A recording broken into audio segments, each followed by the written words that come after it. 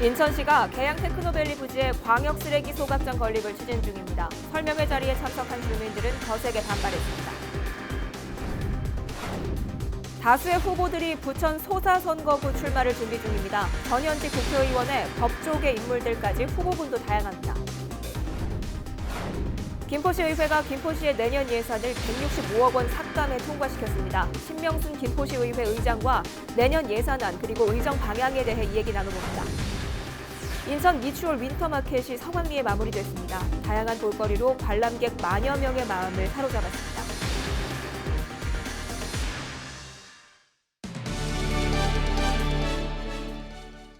시청자 여러분 안녕하십니까? 헬로티비 뉴스 시작합니다. 오늘의 첫 소식입니다. 21대 총선이 다가오고 있습니다. 우리 지역 후보군 살펴보고 있는데요. 오늘은 부천 소사 지역 살펴봅니다.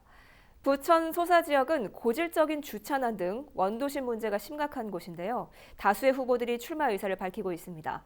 전현직 국회의원의 법조계 출신 인물들까지 출마가 예상되는데요. 김진재 기자가 정리했습니다.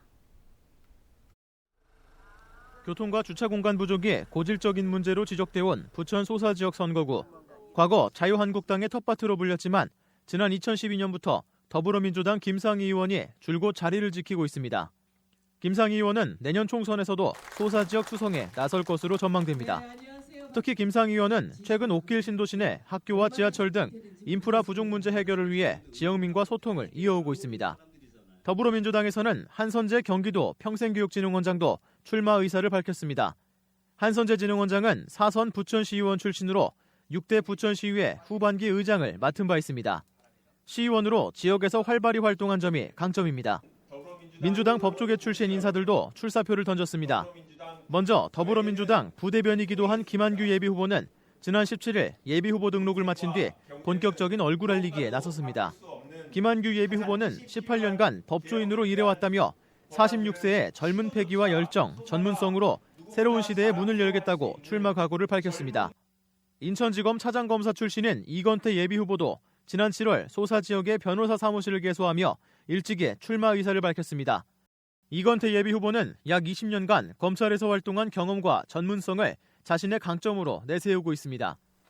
자유한국당에서는 지난 2006년부터 2012년까지 소사 지역 국회의원을 지낸 바 있는 차명진 소사 당협위원장이 내년 총선을 준비 중입니다. 특히 김문수 전 경기도지사가 이번 총선에서 차명진 위원장의 후원회장을 맡을 것으로 알려졌습니다. 차명진 위원장은 취재진과의 통화에서 열심히 하겠다는 말로 짧은 출마 각오를 밝혔습니다.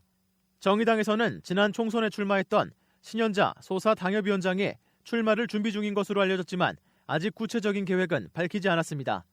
전현직 국회의원과 다선 시의원, 법조계 인사들까지 내년 총선을 앞두고 다수의 예비 후보들이 소사 지역 출마 의사를 밝히면서 치열한 경쟁을 예고하고 있습니다. 헬로티비 뉴스 김진재입니다. 3기 신도시인 계양 테크노밸리 부지에 광역 쓰레기 폐기물 소각장을 검토하고 있다는 소식이 알려지면서 지역 주민 반대 목소리가 거세지고 있습니다. 특히 지역 주민을 대상으로 인천시와 지역구 국회의원이 나서 설명회를 열었는데요. 취재 기자에게 정확한 내용 들어보겠습니다. 이정아 기자 스튜디오에 나와 있습니다. 이 기자, 계양구에서 쓰레기 소각장 관련 주민 설명회가 열렸는데요. 어떤 내용들이 오갔는지 궁금합니다. 네, 계양 폐기물 소각장에 대한 주민 설명회가 열렸습니다. 그런데 시작부터 분위기가 심상치 않았는데요. 예상보다 더 많은 주민들이 참여했습니다. 계양 삼동 주민센터 회의실에서 진행이 됐는데 예상보다 더 많은 공간에 준비된 좌석을 훌쩍 넘는 인원들이 참석을 했습니다. 지역민들의 관심이 얼마나 뜨거운지 좀 보여줄 수 있는 대목이었는데요. 설명회가 시작되기 전부터 자리에서 피켓 시위를 비롯해서 거세게 반대 구호를 주민들이 나서서 외치기도 했는데요. 그리고 인천시와 송영길 의원이 발언을 할 때마다 전면 반대라고 야유를 보내는 모습도 볼 수 있었습니다. 앞서 인천시는 한국토지주택공사와 계양 테크노밸리 사업 협의 과정에서 이 폐기물 소각 소각장 설치 검토를 요구한 것으로 알려졌는데요. 당연히 지역에 폐기물 쓰레기 소각장이 들어선다는, 들어설지도 모른다는 우려를 한 주민들은 일단 그런 논의가 있다는 것만으로도 참을 수 없다는 입장인 겁니다. 네, 말씀 들어보니까 지역 주민들의 반발이 상당했던 것 같은데요. 네. 구체적으로 주민들이 어떤 요구를 하고 있나요? 네, 일단 계양 지역의 폐기물 소각장은 절대 안 된다는 게 지역민들의 주장인데요. 지역에 소각장을 설치하는 건 계양구민을 무시하는 행위라는 겁니다. 네. 더군다나 이번 소각장 추진이 주민 몰래 이 물밑에서 진행됐다는 것에 주민들은 더욱이 분노를 하고 있습니다. 특히나 그 소각장이 광역 소각장이라면 문제는 더 커지고 더더욱 반대라는 건데요. 계양 쓰레기 소각장에 대한 문제가 제기되자마자 지역 곳곳을 다니면서 반발의 목소리를 내는 분이 계세요. 특히 최근에는 이 계양 테크노밸리 주민 보상 현실화 움직임에 발맞춰서 지역에서 이제 집회들이 여러 번 열렸었는데 그 자리에도 이제 소각장 문제를 들고서 함께 참여를 했던 분입니다. 평범한 어머니인데 저희가 오늘 주민설명회장에서도 만나볼 수 있었습니다. 지역 주민의 목소리로 현재 심경 함께 들어보시죠. 느닷없이 소각장을 갖다 발표하셔갖고 그것도 몰래 아무도 몰라요. 지금 아는 사람이 없어요. 그리고 제가 이게 서명을 하러 다녔더니 도대체 우리 계양구에 소각장이 웬 말이냐, 아라뱃길이 있는데 아니 나라에 산다면 법으로 밀어붙이면 우리는 꼼짝 못하는 거 아닙니까? 우리는 진짜 아무 먼지 같은 존재입니다. 나라에 살면은 나라의 법이다면은 저희는 그냥 하는 거 아닙니까? 그러니까 절대 안 됩니다. 저희는 끝까지 죽을 때까지 무턱대고 저희는 할 것입니다. 네, 주민들과의 협의 없이 결정된 사안에 대해서 굉장히 강경한 모습을 보이고 있는데요. 그렇다면 이런 지역 주민들의 반발에 대해서 인천시나 네. 정치권이 어떤 답변을 내놓을지도 궁금한데 어떻습니까? 네, 일단 지역구 국회의원인 이 송영길 의원이 설명회장을 찾았습니다. 이 내용에 대해 일절 알 수 없었다는 답변을 해서 주민들에게 또 한 번 강한 질타를 받았는데요. 예. 그러면서 지금은 다양한 방안 가운데 가장 좋은 해법을 찾아야 할 시점이라고 입장을 밝히기도 했습니다. 송영길 의원과 박남춘 시장이 밀실 행정을 했다 이런 표현이 있는데 전혀 저는 사실을 알 수가 없었고 가장 좋은 방안을 찾기 위해서 지혜를 모은 단계에 있기 때문에 여러분들이 침착하시고 네, 현재 인천시의 또 입장은 그 인천 지역의 소각장이 사실상 포화가 된 상태에서 이후 17,000세대의 계양 테크노밸리 신도시가 들어오는 상황에서 소각장은 더더욱이 필요하다는 겁니다. 그리고 이 내용에 대해 인천시가 LH에 검토해달라는 요청을 했다던 사실도 인정을 했고요. 그러면서 소각장 자체를 아직 광역으로 갈 것인지 아니면 군구 단위로 쪼개서 소각장을 설치할지 정해진 바가 없다면서 폐기물 발생지 처리 원칙에 따라 검토 중인 내용이기 때문에 용역을 거쳐서 내년 12월쯤에나 확정이 될 것이라고 주민을 일단 안심을 시키기도 했는데요. 네. 인천시의 입장 다시 한번 들어보시죠. 현재까지는 아무것도 결정된 게 없는데 최종 결정은 언제가 되냐면 내년 12월 정도에 최종 결정이 될 것으로 보고 있습니다. 우리 그 LH나 국토부에서 계양 테크노밸리에 대한 환경 영향 평가서 초안이 나옵니다. 그렇기 때문에 거기에 그 초안을 가지고 이제 검토를 하게 되겠습니다. 네, 여기에 더해서 만일 광역으로 추진하게 될 때는 그 계양에 설치를 하게 됐을 때 인근 지역에 이제 부담금을 청구할 수 있다는 게 대안으로 제시되기도 했지만요. 지역 주민들은 어쨌든 내 지역에 설치가 되는 게 싫다는 입장이고 오늘 다시 한번 그 목소리를 확인할 수 있었던 자리라고 볼 수 있겠습니다. 관련 내용은 새해에도 추가적인 내용이 계속될 것으로 보이는 만큼 좀 지켜봐야 할 것 같습니다. 네, 지역의 새로운 이슈로 떠오른 쓰레기 소각장 문제 계속해서 관련 소식 전해 듣도록 하겠습니다. 이정아 기자 여기까지 듣겠습니다. 고생하셨습니다.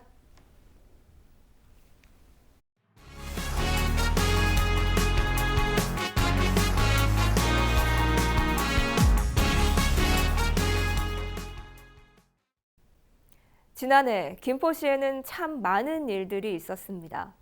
김포시와 함께 민선 7기 2년차를 맞은 김포시 의회도 바빴던 한 해였는데요. 내년 예산 165억 원을 감액하며 올해 의정 활동을 마무리한 김포시의회의 2019년 어땠을까요? 내년 의정 방향까지 짚어보겠습니다. 신명순 김포시의회 의장과 얘기 나눠봤습니다.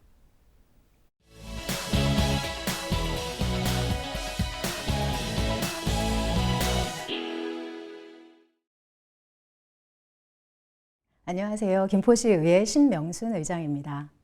7번의 회기를 거치면서 의원님들의 조례 재개정이나 이런 것들이 총 106건 중에 20%인 23건에 달하고 있습니다. 그리고 매 회기마다 평균 4번의 5분 자유 발언을 하셨고요. 그리고 4건의 시정 질의도 있었습니다. 이런 것들은 뭐 시정의 어떤 난맥상을 짚어보고 또 어떤 대안이나 제안을 의원님들이 그만큼 많이 하셨다라고 볼 수가 있죠. 그리고 올해 같은 경우에 철도 개통 지원과 관련해서 조사 특위도 있었고 또 연초에 의회가 출범하면서 관심을 가졌던 환경 문제에 대해서도 좀 짚어보는 그런 시기였던 것 같습니다. 저희가 의회가 출범하면서 환경에 대한 문제를 중점적으로 좀 다뤄봐야 되겠다라고 생각을 했는데요. 사실 많이 개선도 됐지만 그걸로 인해서 기업하시는 분들은 많이 좀 애로사항을 많이 겪고 있고 또 상대적으로 시민들은 시민 나름대로 환경에 대한 이런 부분이 많이 개선되지 못했다라고 느끼는 그런 점들이 많이 있습니다. 그래서 저희가 직접적으로 해결하기는 굉장히 좀 어려운 문제이긴 하지만 앞으로도 이런 환경 문제에 대한 이런 부분들을 더 관심을 가지고 다른 지자체와 또 벤치마킹도 하고 또 좋은 의견도 듣고 해서 이런 환경 문제에 대한 개선 이런 부분에 좀 더 매진해야 되지 않을까라는 그런 생각을 가지고 있어요. 삭감된 예산 중에서는 공유재산에 대한 부결로 인해서 그 예산이 139억 5천만 원이 삭감이 됐습니다. 그 이유는 공유재산에 대한 안과 예산안이 같이 올라왔기 때문에 의원님들이 심도 있는 그런 예산 심의를 할 수가 없었던 것이 가장 큰 문제였었죠. 그래서 앞으로는 뭐 공유재산에 대한 이런 부분들이 그 전 회기에 선결이 되고 이후에 예산이 편성되는 그런 절차를 밟아야 되겠다라는 것이 의원님들의 대부분의 생각이시고요. 그리고 행감에서도 지적을 했듯이 어떤 특정 업체와의 수의 계약이 반복적으로 이루어진다든지 또 예산이 방만하게 세워졌다든지 또 자료가 좀 충분하지 못했던 이런 예산에 대해서는 의원님들이 좀 많이 삭감을 하신 것 같습니다. 김포가 많이 역동적으로 좀 변화하고 있습니다. 이제는 신도시도 좀 많이 안정이 돼 있고 그리고 철도도 좀 개통이 되면서 교통도 좀 안정이 되고 있는 것 같습니다. 그러나 대규모의 어떤 지구 단위 개발 사업이라든지 그리고 관광 인프라 그리고 산당 개발 뭐 이렇게 좀 경제를 이끄는 뭐 이런 역동적인 부분과 또 아직도 시민들이 만족하지 못하는 교육이나 환경 이런 문제에 대해서도 시의회에서 좀 더 관심을 가지고 지켜봐야 할 것 같고요. 또 내년도 예산이 좀 많이 늘어나는 만큼 그런 신규 사업에 대한 이런 부분들 꼼꼼하게 진행이 되고 있는지 이런 부분들을 의회에서는 좀 더 중점적으로 봐야 할 것 같습니다. 의회도 집행기관도 혼자 의사를 결정하고 일을 할 수는 없어요. 그래서 항상 강조했듯이 어떤 정책에 대한 공유 이런 부분들이 서로 소통이 돼야 되는 부분은 분명히 있고 또 이렇게 양 기관이 협치를 해서 나가야 되지 않을까라는 생각입니다. 그리고 앞으로 김포에서 27일 날 발표되는 경제자유구역이라든지 아니면 철도망 구축, 그다음에 한강하고 관광문화개발 벨트 그리고 또 이런 지구 단위 계획 개발 또 교육 사업 이렇게 굵직굵직한 여러 가지 사업들이 항상 주민의 대표 기관인 의회와 소통하고 효율적인 정책을 좀 만들어냈으면 좋겠고 또 시민사회가 바라는 그런 바라는 바를 좀 담아냈으면 좋겠다라는 생각입니다.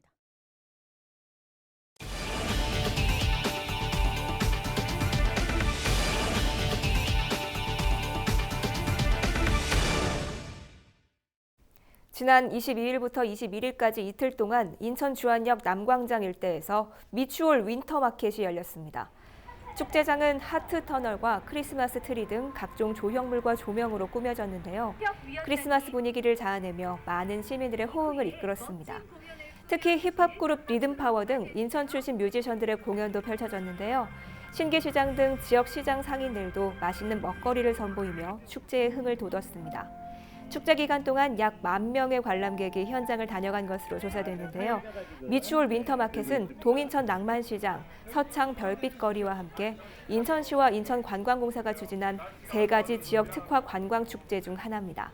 인천시는 지역 경제 활성화를 위해 지역 특화 축제 개발에 집중하고 있습니다.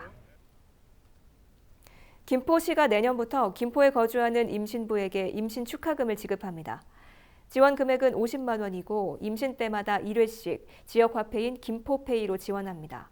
다만 신청일 이전부터 180일 이상 김포시에 주민등록을 두고 거주한 임신부만 지원받을 수 있으며 외국인 임신부는 배우자가 대한민국 국적이어야 가능합니다.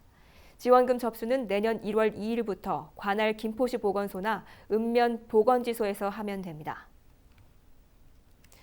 부천시가 유니세프 한국위원회로부터 아동 친화도시로 인증받았습니다. 아동 친화도시는 UN 아동권리협약의 기본 정신을 실천하고 18세 미만 아동의 모든 기본권을 충분히 누리며 살 수 있는 도시를 의미하는데요. 부천시는 지난 2017년 아동 친화도시 조성 기본계획을 수립한 뒤 관련 조례를 제정하는 등 아동 친화 인증을 위한 활동을 진행해 왔습니다. 장덕천 부천시장은 아동들이 안전하고 행복하게 자랄 수 있도록 체계적인 아동 친화적 시스템을 갖춰 나가겠다고 밝혔습니다. 잔인한 방법으로 개를 도살하거나 반려동물을 불법으로 번식시켜 판매한 업체들이 무더기로 경찰에 적발됐습니다. 경기도 특별사법경찰단은 지난 2월부터 최근까지 동물 관련 불법 영업을 수사해 59개소 67건을 적발했다고 밝혔습니다. 경찰 수사 결과 적발된 업체 가운데 일부는 다른 개가 지켜보는 앞에서 전기 충격기로 개를 도살하거나 도살 시 발생한 혈액을 하천에 무단 방류한 것으로 드러났습니다. 또 다른 업체는 허가를 받지 않고 150여 마리의 강아지를 번식시켜 판매한 혐의를 받고 있습니다. 경기도 특사경은 다른 동물이 보는 앞에서 불법으로 도살할 경우 동물보호법에 따라 2년 이하의 징역이나 2천만 원 이하의 벌금에 처해진다며 주의를 당부했습니다. 부평구가 2020년도 공동주택 관리 지원 사업을 추진합니다. 지원 대상은 준공 후 10년을 넘긴 공동주택으로 단지 내 공동시설 개보수와 신설에 따른 비용을 최대 3천만 원까지 지원받을 수 있습니다. 신청 기간은 오는 2020년 2월 3일부터 28일까지입니다. 희망 공동주택은 사업 계획서 등 구비 서류를 갖추어 부평구 건축과에 신청하시기 바랍니다. 내년부터 경기 지역 고등학교 입학금이 면제됩니다. 경기교육청은 2020학년도 고등학교 입학금을 면제하고 수업료도 동결한다고 밝혔습니다. 이에 따라 경기 지역 고등학교 수업료는 12년째 상승 없이 동결돼 학부모들의 부담을 덜게 됐습니다. 현재 일반 고등학교 연간 수업료는 137만 1,600원, 방송통신고는 8만 4천 원입니다. 부천시 보건소가 지난 4월부터 이번 달까지 지역 내 52개 초등학교 5학년 학생 5,503명에게 심폐소생술 교육을 진행했습니다. 기존의 초등학교 6학년생만을 대상으로 진행하던 교육을 5학년생까지 확대 실시한 건데요. 학생들은 심폐소생술과 자동심장충격기 사용법, 이물질에 의한 기도폐쇄 대처법 등을 배웠습니다. 부천시 보건소는 교육 만족도 조사 결과 심폐소생술을 할 수 있느냐는 질문에 긍정적으로 답한 비율이 교육 전 49.2%에서 교육 후 80.3%로 증가하는 등 교육이 효과적인 것으로 나타났다고 밝혔습니다. 부천시가 오는 25일 부천 자연생태박물관에서 꿀벌이 준 선물 밀랍을 주제로 문화체험 행사를 엽니다. 이번 행사는 인간에게 이로운 곤충인 꿀벌을 탐구하기 위해 마련됐는데요. 행사 참여자들은 밀랍에 시어버터와 오일 등을 첨가해 입술 보호제를 만들어 직접 발라보는 체험활동을 합니다. 체험활동 참가비는 무료인데요. 자세한 내용은 부천 자연생태공원 홈페이지에서 확인할 수 있습니다. 날씨 알아보겠습니다. 우리 지역을 포함한 전국 대부분 지방의 초미세먼지 농도가 나쁨 수준을 보이고 있습니다. 성탄 전야와 성탄절에도 이맘때 기온을 웃돌며 큰 추위는 없겠지만 미세먼지가 이어지겠는데요. 화요일에 아침 기온 영하 3도, 낮 기온 6도로 예년 기온보다 높겠습니다. 주간 날씨 볼까요? 성탄절에는 하늘이 흐리겠고 제주와 남해안에 비가 내리겠습니다. 올해까지 4년째 눈 없는 크리스마스가 될 전망입니다. 전국 날씨 보시죠. 동쪽 곳곳으로는 건조특보가 계속되고 있고요. 화요일과 수요일 전국적으로 한파 수준의 심한 추위는 없겠습니다. 오늘 준비한 소식은 여기까지입니다. 저희는 언제나 지역 주민 여러분 곁에 있겠습니다. 시청해주신 여러분 고맙습니다.